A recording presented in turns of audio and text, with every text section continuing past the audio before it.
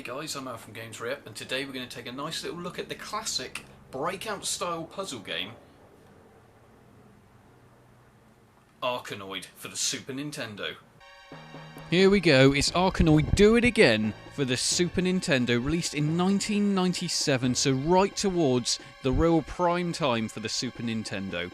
It's basically a Breakout style arcade classic, so you might not have already played the original, which was released in 1986 for all major consoles as well as the arcade, but basically it is Breakout on ecstasy.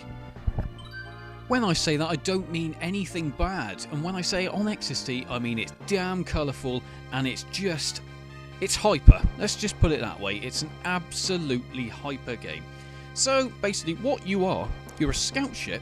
It's kind of a bit like Star Trek, if Star Trek made a Breakout game. So basically you're a scout ship, you're looking for new places, new Earth-like places to essentially colonise. But what you find are a lot of enemies and a lot of bad, big-ass bosses ready to destroy you. Already you're pretty hooked, aren't you? And you do want to hear more. Okay, so let's far ahead here. So basically the control system, pretty damn easy. It's literally just left and right on the D-pad, as well as pressing the, what button is it? A button. The big red button on the nice little Snes controller there, to obviously activate your power-ups. So the power-ups come in the form of these funny little coloured things. So as soon as you hit the bricks, not all of them, but some of them, there will actually be power-ups involved. And as they drop, you can collect them. If you miss them, it doesn't matter, but a few will appear with different letters on them. So L, for example, stands for laser, so that's for shooting the bricks. It's a lot easier, and you can clear the levels a lot better and a lot faster. E for elongate, and there are also a fair few others, as well as a couple that will actually allow you to open the door on the right or left-hand side, I think it's the right-hand side, to then go straight through to the next level without having to do anything else. Now, does that not sound like you're cheating? Kinda does, but who gives a shit? Now, obviously, you will score more points by hitting actual enemies than bricks themselves. So obviously, if you really are a big points hoarder, or you're playing two-player against each other, where it's all points to win prizes, then that's the way to go. To just make sure you hit those enemies. So next up, we've obviously got the levels themselves. There are up to 99... There's not up to, there are 99 different levels. And basically every 10 levels you complete, you are then through to a boss level. So boss level, basically, as you can see here, are free-moving enemies. Some of them look like worms, some of them look like weird, bloody Easter Island type artifacts. Yeah, I don't really know how to explain it, but basically they are weird. So you have to defeat those every 10 levels. Actual level design is pretty cool, nice and colourful, as you can already see. But what Taito have done is they've actually, I think, quite cleverly done, and I admire them for this, have added some of their classic designs made out of bricks. So you can get the Space Invaders little spaceship, I suppose you'd call it, as well as Nintendo, because it's a Nintendo version. There's a Nintendo Yellow Star as well. So I think that's pretty cool.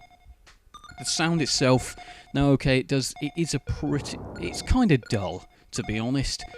The noise of the actual ping, ping, ping every now and again is kind of cool, but it really wears on you. I mean, the boss levels, they're a little bit different because there's some background music, a bit more suspense, kind of gets you going, because obviously in the arcade versions of this game, there was music.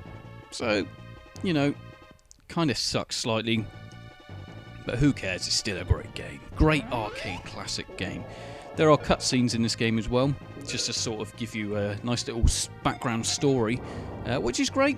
I think it's great, because not many arcade games have cutscenes. I think it kind of works, because at the end of the day, they're trying to set themselves apart from arcade classics. Well, not arcade classics, the actual arcade versions of this game. So, you know, it needed to be there, and I think for the home console player, they're probably going to want a bit more of a storyline than they would as if they were just playing the arcade game itself. Because in the arcade, all you're trying to do is chew your quarters up and then go home very unhappy. That's just a fact. That's just how you play games in an arcade. To be honest, I think the only reason I picked this game up in all fairness. As you just see the glitcher. Now, that is how powerful the boss is in this game. It actually buggered up the actual recording. I shit you not.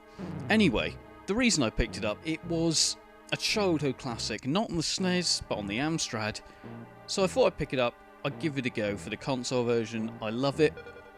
I would not be without this, because at the end of the day, I do not have my Amstrad anymore, and I miss it very much. It makes me sad. Anyway, I've been Al from Games Re-Up. Make sure you click on the old subscribe button, and also check out the Pretty Random podcast on iTunes and SoundCloud. And I'll see you soon with my next review. Not exactly sure what it's going to be yet, but click subscribe and you will find out soon. See you later, guys.